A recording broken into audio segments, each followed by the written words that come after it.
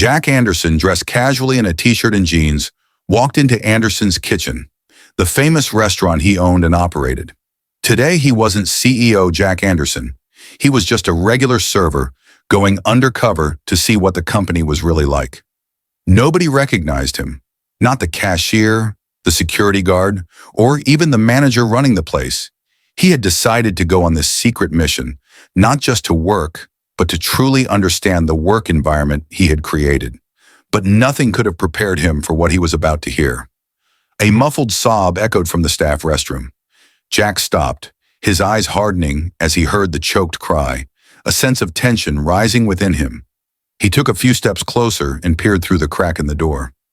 A small silver name tag bearing the name Lily Evans, a sanitation worker, lay on the wet tiled floor, abandoned and forgotten. Jack stood there in the quiet space, a painful question nagging at him. If this was happening right under his nose, in his own company, how much else was he unaware of? What he was about to uncover wasn't just a failure of management, but a system that had abandoned the vulnerable in his own workplace. Jack hesitated for a few seconds outside the employee restroom door. The sound of choked sobs continued, each one tearing through the restaurant's normally bustling atmosphere. He knocked gently on the door. "Excuse me, are you okay?" The sobbing stopped. A few seconds later, a shaky voice answered from inside. I'm fine. I just need a minute." The door cracked open. A small woman stepped out. It was Lily Evans, the sanitation worker. Her eyes were red, and her hands trembled as she picked up the fallen name tag. "I'm sorry, I shouldn't have lost it here." Lily bowed her head, about to turn away. Jack looked closely. Her hands were chapped and cracked from chemicals. Dark circles were etched under her eyes, and her uniform was old and wrinkled. He immediately realized this wasn't just a moment of weakness. Jack walked alongside Lily, his voice as gentle as a new coworker's. "I'm Jack. I just started. What happened?" Lily stopped, hesitated, and looked around to see if anyone was listening. Then she sighed. "It's just, my daughter Emily needs heart surgery. The doctor said we can't postpone it any longer. But with these irregular hours, I can never qualify for the company's health insurance. I've worked here for 3 years, never been late a single day. But now..." Lily's voice trailed off. She fell silent, quickly wiping away a tear. Jack looked up at the work schedule board on the wall nearby. Lily's name appeared erratically. 10 hours a week, then suddenly jumping to 35, then dropping back down to 12. The schedule was a messy tangle of cross-outs and handwritten additions for overtime.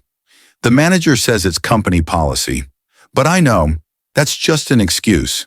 The restaurant is always short-staffed," Lily said, softly, as if afraid of being overheard. Jack felt his blood boil. He knew the policy clearly stated that full-time employees must be guaranteed stable hours and health benefits.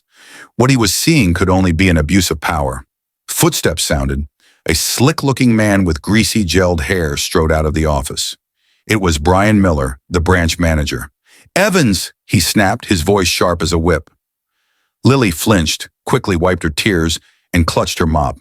"Yes, Mr. Miller. Are you going to stand around gossiping all day? The kitchen is still dirty.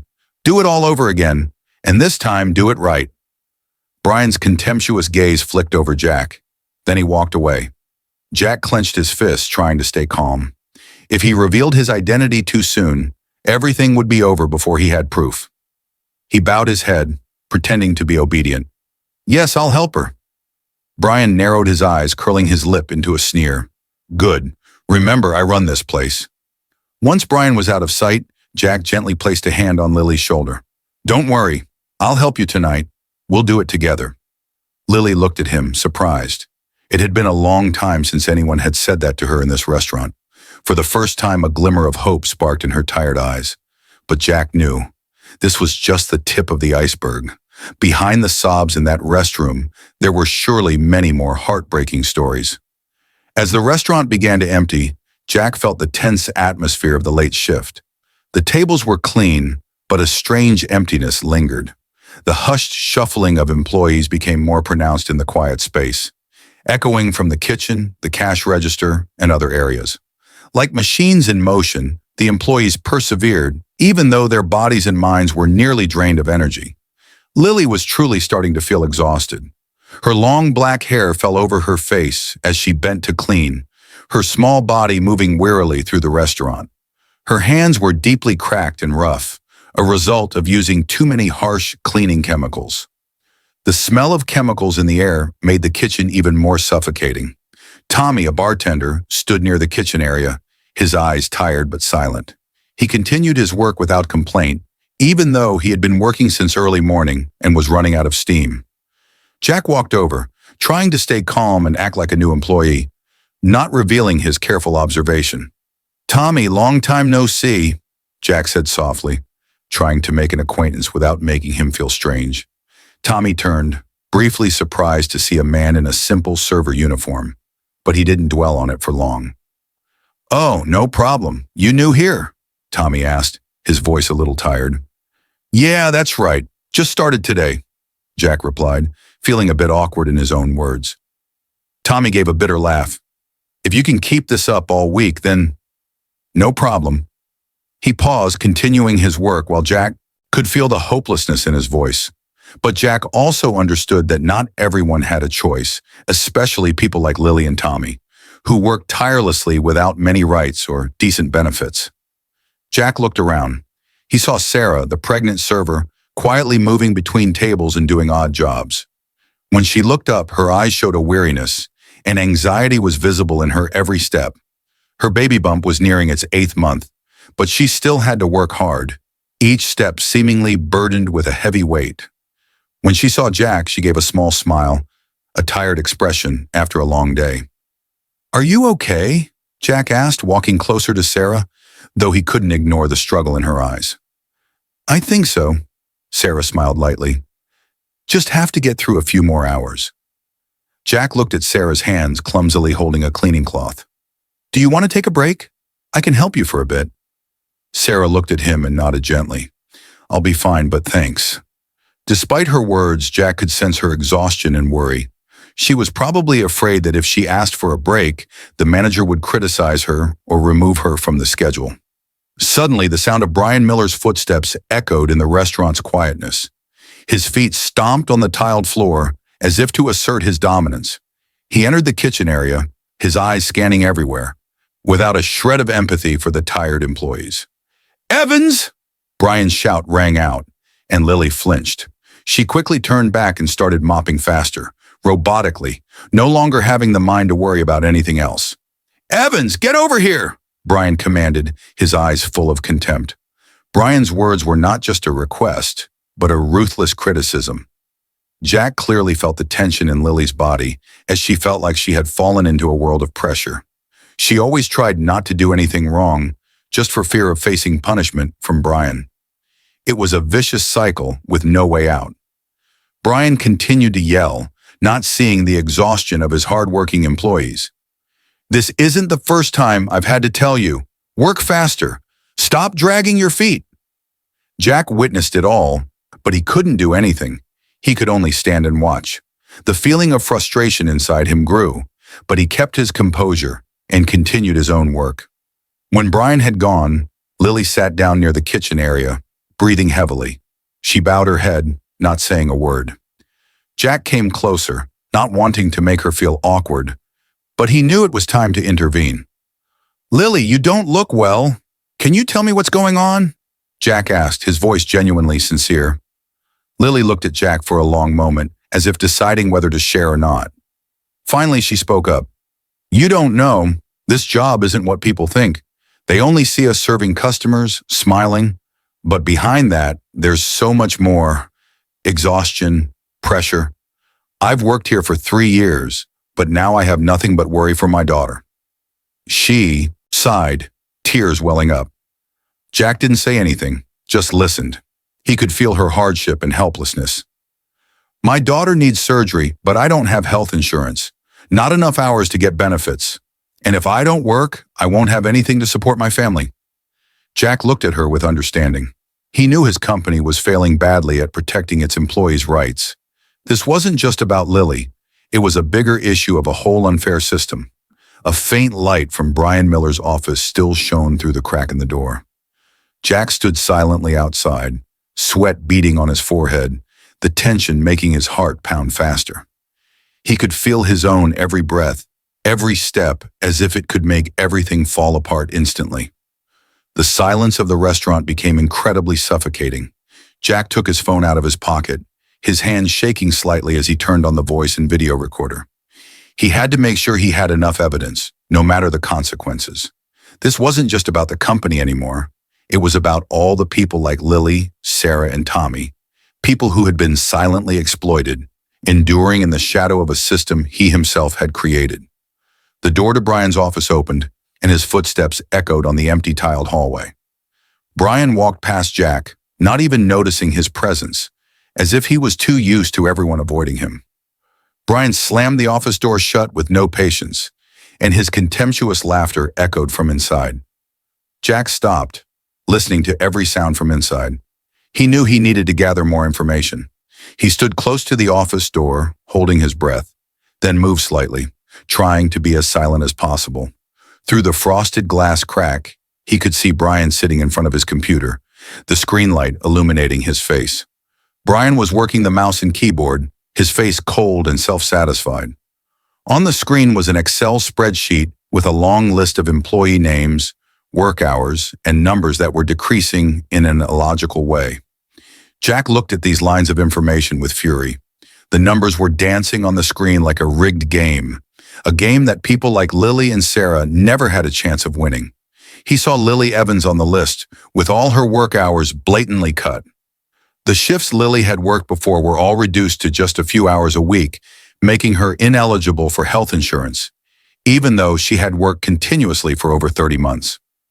Jack looked at another entry, Sarah, the pregnant server. He saw her name, along with the notes, reduced shifts and moved to more strenuous work. The reason was clearly written, easily replaceable, unreliable. Jack felt a surge of anger. These were people who not only worked hard, but were also struggling with life. Some with young children, some who were pregnant, but all were treated like disposable goods. The numbers on the screen were a reflection of the people Jack had seen in the restaurant last night, the people who had silently endured in the darkness.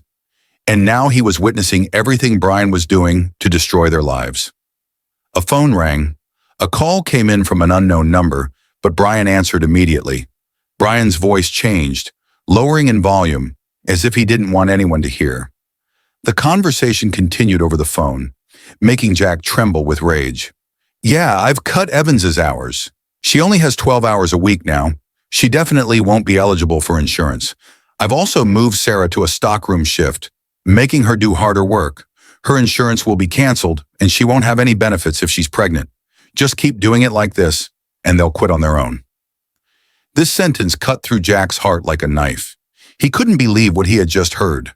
Brian, the manager he had trusted, was now mocking the system he himself had built. A system meant to provide opportunities, but now it had become a tool for deception and exploitation. "All right, everything will be fine. These employees are all easy to manipulate. They don't have a choice. They need this job. They won't dare to speak up." Brian ended the call and leaned back, laughing gleefully. "Everything will be fine. Our system is perfect." Jack felt like everything was collapsing in an instant. He gripped the phone in his hand, his mind reeling from what he had just witnessed. Guilt and fury intertwined, consuming his entire mind. He knew he couldn't let Brian continue to get away with this. It was time to act. He took his phone out, starting to record the sounds of the conversation, even though he knew that the evidence he was gathering would be the decisive weapon to break down all the lies Brian was putting up. He turned, walking firmly toward Brian Miller's office door. Leaving the chaotic emotions behind, Jack took a deep breath. He knew today was not the time to be silent, not the time to turn a blind eye anymore. What was happening under Brian's hand couldn't continue. He had had enough.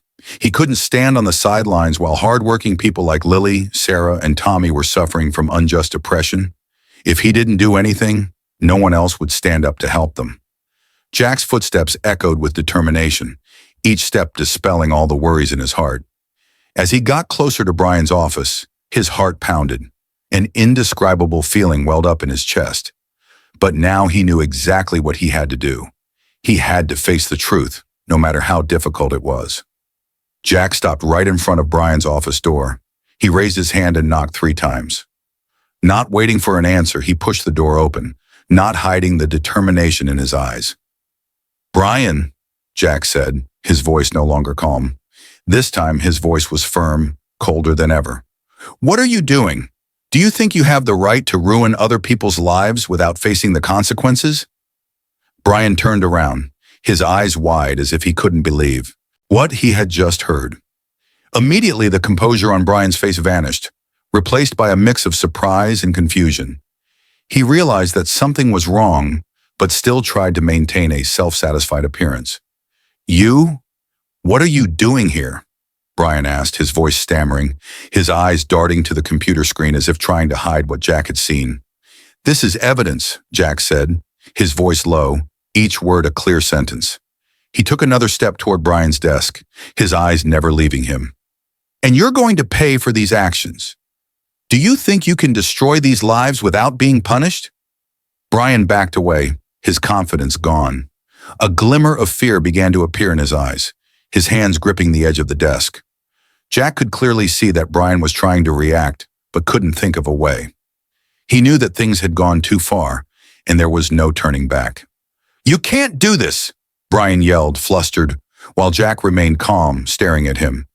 "You can't just mess up my whole system." "So you think the system is working how?" Jack shot back, his voice sharp as a knife. "These people aren't just numbers on your report. They're human beings, they have families, they have dreams. You've turned them into tools to serve your personal gain. You've taken their livelihoods for money." Brian stood up from the desk, his hands clenched, his face red with anger. The feeling of power Brian once had was now completely eroded under Jack's unwavering gaze. He could no longer keep up his confident facade, replaced by a fierce anger, and Jack could clearly see, in Brian's eyes, unconcealed contempt. "Who do you think you are?" Brian said, his voice full of disdain, as if to belittle Jack. "You're just a new employee, a nobody. You think you have the right to interfere with my work? Don't forget that I run this place, and you're just a rookie with no power." Jack stood his ground, not giving in, even though Brian's words felt like a blow to his ego. But he couldn't stop, couldn't back down. "Today I'm not a new employee anymore," Jack said, his voice ringing out, colder than ever. "I am the CEO of this company, and I will not let you continue to exploit my employees like this." Brian sneered, his voice full of contempt. "You, the CEO? You think you can stand here and expose me? Don't make me laugh. You have nothing but a pile of papers. All you know is how to count money and create pretty reports. As for me, I understand how this company works. I helped build it from the ground up. You just don't get it." Brian walked towards Jack, the distance between them now only a few steps. "You think what I'm doing is wrong? I'm just doing what I need to do to keep things stable. This company wouldn't survive without my decisions." He moved closer, his eyes becoming fierce. "You can't keep playing this game with these people, and I won't let you continue." Jack felt anger rise, but he didn't let it control him. He knew this was the time to stay calm. Brian could try to justify his actions, but what he did was indefensible. "Keep it stable how, Brian? By taking away the benefits of the hardest working people? By making them live in fear and want? What you call stability is just oppression," Jack said, his voice no longer gentle. "You can't keep playing this game with these people, and I won't let you continue." Brian stood still, his eyes flashing with anger and contempt. "You're so naive," Brian laughed bitterly. "You think anyone will believe you? Believe a guy who just joined the company? These employees, they'll side with me. They won't believe what you say. You're just a new employee. You don't understand how the company works." Brian paused for a moment, looking at Jack as if mocking him. "They need this job, and if you want to destroy this company, go ahead and try. You'll see that no one will stand with you." Jack felt the bitterness in every one of Brian's words. He believed he couldn't be defeated. He thought he was the only one with the power to make decisions in this company. But Jack knew, if he didn't stop him now, everything would only get worse. Everything in Jack suddenly clicked. Brian's words only made him feel the need to stand up even stronger. He couldn't let himself be defeated by people like Brian. He had heard enough. The price his employees were paying couldn't continue. "Brian, I don't need anyone to stand with me," Jack said, his eyes steady, unwavering, "because I have evidence, and the evidence will speak for itself." Just then, the office door opened, and a woman walked in, her face full of determination. It was Rebecca Chen, Thomson Enterprises corporate secretary, a person Brian knew very well. "Excuse me, may I come in?" Rebecca spoke, her eyes looking coldly at Brian. Brian was immediately stunned, then quickly retracted his aggressive expression when he recognized Rebecca. He stammered, What are you doing here? Our meeting is next week." Rebecca didn't answer right away. She walked into the office with confidence, her gaze cold and stern. "I'm here with an announcement from the CEO." She looked at Jack, then back at Brian with clear contempt. "You know who I am, don't you, Brian?" Brian went silent, his hands clenched, his lips pursed in confusion. You're just a secretary. You can't interfere with my work." Rebecca looked at him, her lip curling in a cold smile. "You're not only exploiting your employees, but also violating company policy and the law. Just like you thought you could hide all this forever. Jack has more than enough evidence." Brian couldn't fight back anymore. His eyes left Rebecca, then returned to Jack. All his initial confidence was completely gone. Jack stood up straight, his eyes fixed on Brian. "You've not only deceived your employees, but also this entire company. You may have thought you held power, but today I'm the one who's going to make everything stop." Rebecca picked up her phone, quickly dialing a number. "I'll call your superiors and tell them everything. Brian Miller, you will face the consequences for everything you've done." Brian stood in silence, unable to say a word. All the arrogance and confidence he once had were now completely gone, replaced by a blank, dazed look. He stared at Jack, unable to believe that he, whom he considered untouchable, had now been exposed. The feeling of power suddenly left him, and he felt everything collapse in an instant. Behind Jack, the door opened. Rebecca Chen, the legal director, and several other high-level executives from the company walked in, their faces serious, without a single smile. They said nothing, but their gaze was enough for Brian to understand that he had no way out. Jack showed no signs of confusion. His eyes were steady, as confident as a true leader. "Brian Miller, you are fired immediately." His voice rang out, sharp as a final judgment. "You will no longer work here, and we will forward all evidence of your misconduct to the authorities. Don't forget that your actions not only violate company ethics, but also the law." Brian was shocked, his lips trembling. You can't do this. Who are you? Why are you doing this?" He backed away, his eyes panicked as he looked at the senior executives, but they all just stood in silence, their gazes unchanging. Rebecca Chen stepped forward, speaking clearly, without wavering. "Brian, you've not only manipulated employee hours and forced them into unfair decisions, but have also abused your power for personal gain. Not just me, but every senior executive here agrees with this." She turned to Jack, their eyes meeting in a moment of understanding. Then she continued, "The company's human resources system has been thoroughly audited, and everything you've done has been recorded. We will send this entire file to the authorities." Rebecca's words felt like a fatal blow to Brian. He couldn't find a single word of defense, couldn't fight back. He had once thought he was the absolute ruler of this company, but now he realized he was just a pawn in a bigger game. The human resources director, the chief financial officer, and the chief operating officer stood behind, their eyes stern, with no hint of mercy. They didn't need to speak because Jack and Rebecca's words were enough to tear down every protective wall Brian had built. The solidarity of the leadership showed the company's strong determination to change the system and protect its employees' rights. Brian fell into his chair, trying to regain his composure. "You don't know," he said, his voice hoarse with anger. "You think you can stand here and lecture me? You don't get it at all. I've worked for this company longer than you, and I know how to run it better than anyone." Jack didn't have time to argue with him further. He walked toward Brian with no hesitation. "No, Brian, you're the one who doesn't get it.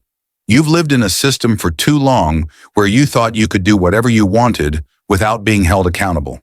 But from today, everything will change. The so-called power you had no longer exists, and you will have to face the consequences for abusing it. Rebecca didn't let Brian react.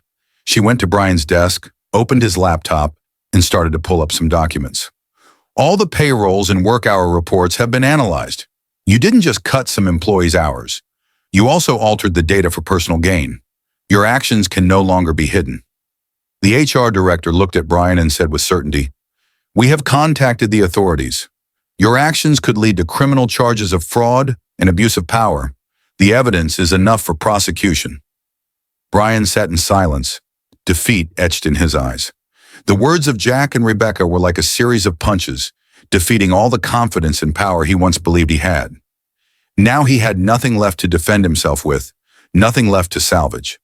Brian's hands trembled, his eyes darting to the faces around him, finding no sympathy or forgiveness from anyone.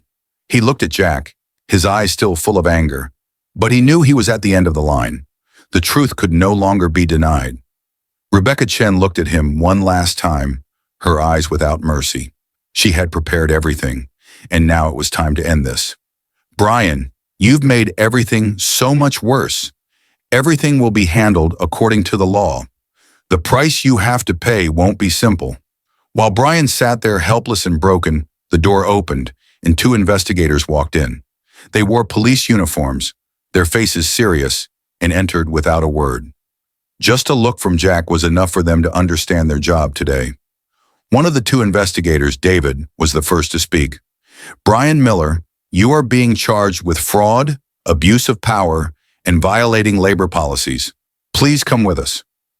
Brian looked at the two investigators, unable to believe what was happening. He stood up, his hands still trembling, not saying a word, but he had no choice. The feeling was as if his feet were no longer touching the ground. David walked closer, his hands gently but surely cuffing Brian. "You will be taken to the station for processing. The evidence is clear, and you will face serious charges."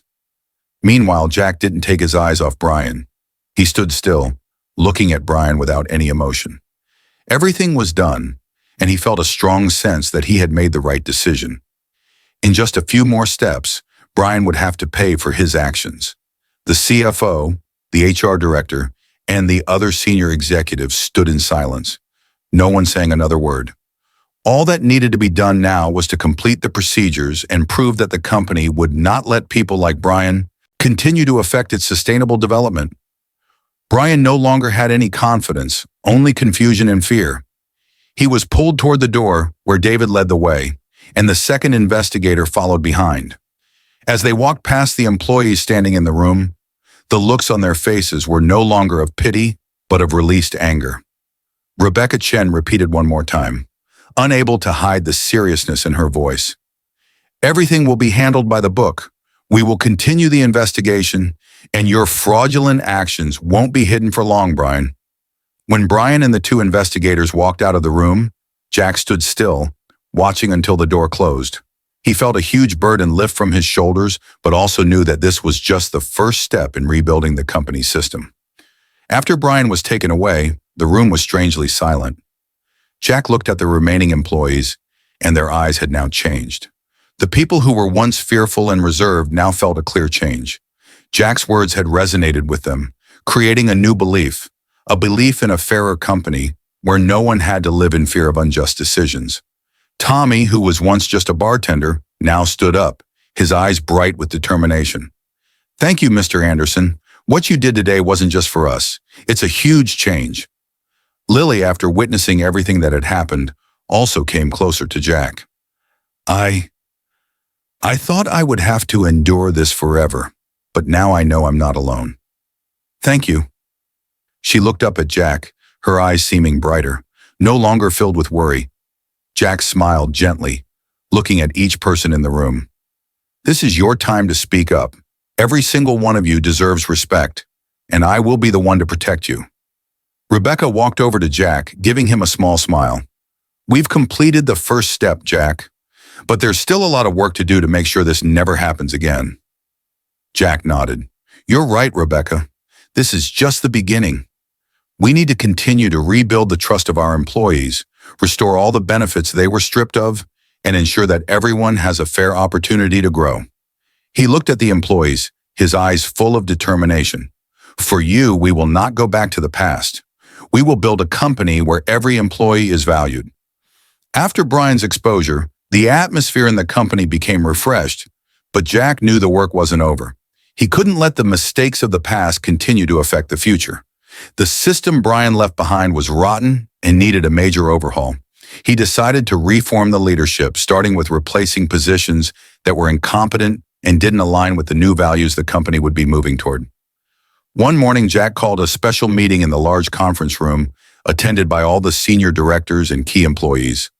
All eyes were on him, waiting for the next decision. Jack stood in front of a large display with charts and reform plans that had been meticulously prepared. He looked at each face, sensing the expectation and desire for change from the employees. We have gone through a difficult period. This company couldn't grow as we wished because there were people who abused their power to manipulate and oppress employees, Jack began, his voice full of resolve. Today, I stand here to commit to you that we will never return to that era. We will rebuild from the ground up. He paused for a moment, his eyes looking toward Lily, who was sitting in the meeting room, her eyes both strong and worried. Jack smiled, then continued. And I want to recognize the perseverance and contribution of someone who has always stood strong through every difficulty. Lily Evans, I am happy to announce that, starting today, you will replace Brian Miller as the operations director of the company. The entire meeting room fell silent for a moment. Lily looked up, unable to believe her ears. She, someone who used to be a janitor, would now lead the company. An opportunity she had never dared to dream of was now a reality. Lily stood up, her eyes filled with emotion. I don't know what to say. This is an opportunity I never could have imagined. Thank you, Mr. Anderson. I will work my hardest not to let you and everyone else down. Jack nodded, his eyes gentle. Lily, I believe in your ability. You understand better than anyone the difficulties our employees face. You have worked with them, listened to them, and know exactly what needs to be changed. I couldn't find anyone more deserving than you to take on this position. Lily felt a huge weight on her shoulders, but also a surge of determination. This was a chance for her not only to change her own life, but also an opportunity to reform the company, bringing fairness and opportunity to everyone. The next day, Lily officially took over from Brian and began the process of reforming the company's management. She started by restructuring the human resources department, introducing new policies to ensure that every employee was treated fairly and had full benefits. For the first time in company history, Lily introduced changes to the work scheduling process, ensuring that all employees, from servers to managers, had a reasonable and fair work schedule. Jack also agreed to guarantee that all employees worked enough hours to be eligible for health insurance and other benefits. We will not let the old situation repeat itself, Lily said in her first meeting with the new management team. Every employee deserves a chance to grow, and I will ensure that they are treated fairly. She also began implementing a feedback system for employees, where everyone could report any unfair behavior without fear of retaliation. This was a crucial step in rebuilding the trust of the employees who had once been oppressed by Brian and the old system. In just a few short weeks, the changes began to show tangible results. Employees felt they had a voice. They were no longer afraid to express their opinions about the company. Many employees started to show more confidence in their work, and productivity increased significantly. Jack also noticed this change when he visited other company branches. He received positive feedback about the new policies that Lily and the new leadership team were implementing. The employees who were once timid were now more open, sharing ideas and actively contributing to the company's growth. One day when Jack returned to visit the restaurant, Lily greeted him in her office. Everything is on the right track, she said, her eyes shining. Thank you for trusting me. Jack smiled, looking at her. It's not just me who trusts you. We all trust you, Lily. You will be the one to lead this company into a new future. Lily nodded, feeling her confidence rise to a new level. She knew this was her time to prove her ability, not just to Jack, but to all the employees who had trusted and hoped for this change. Under Lily's leadership, the company began a new era. The values of fairness, transparency, and respect for employee rights became the guiding principles in every company decision. Jack and Lily together built a strong foundation for the company's future, where employees would no longer have to be afraid, but would be given the opportunity to contribute and grow. Today, Jack sat in his office, the sunlight streaming through the window, creating a warm and soft space. He looked over the financial reports, but this time, it wasn't the profit or cost numbers that he was thinking about the most. It was how his company was changing every day, one step at a time. Last night, in an informal conversation with Lily, she had talked about the big changes the company was going through. The old employees who were used to the suffocating life under Brian's power were now starting to feel respect and new opportunities.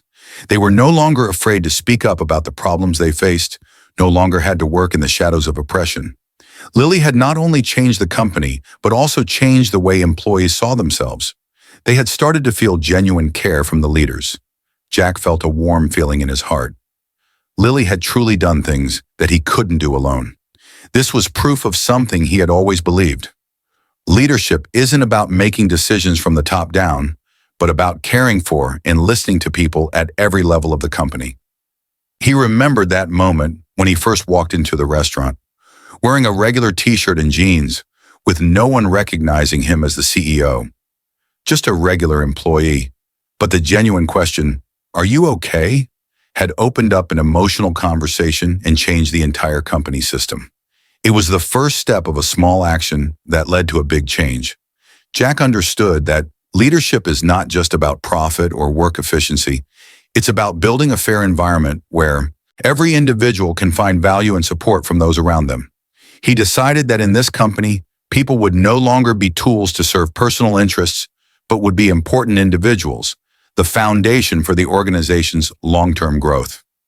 He had changed the policies, expanded health benefits, and ensured that every employee could access opportunities for learning and career advancement within the company. People like Lily and Tommy would no longer have to live in fear of having their hours cut, being oppressed, or being taken advantage of. They would have a company to dedicate themselves to, and this company would never go back to its old mistakes. When Jack left his office, he walked down the hallway of the restaurant, where there was now a completely different atmosphere.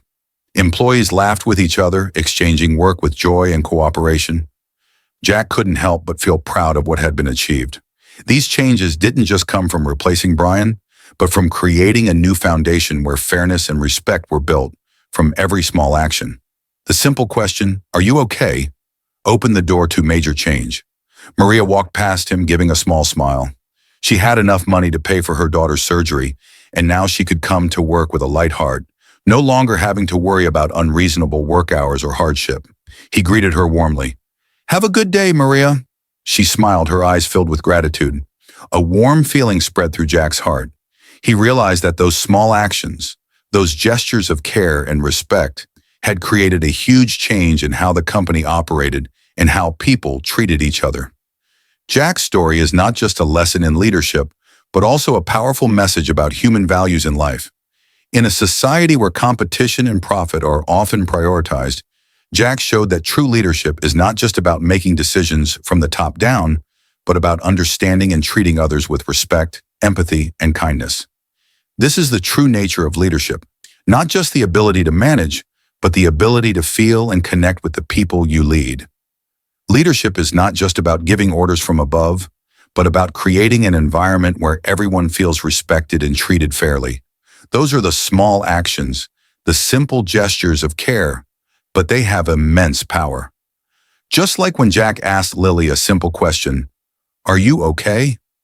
That very question opened the door to a profound change.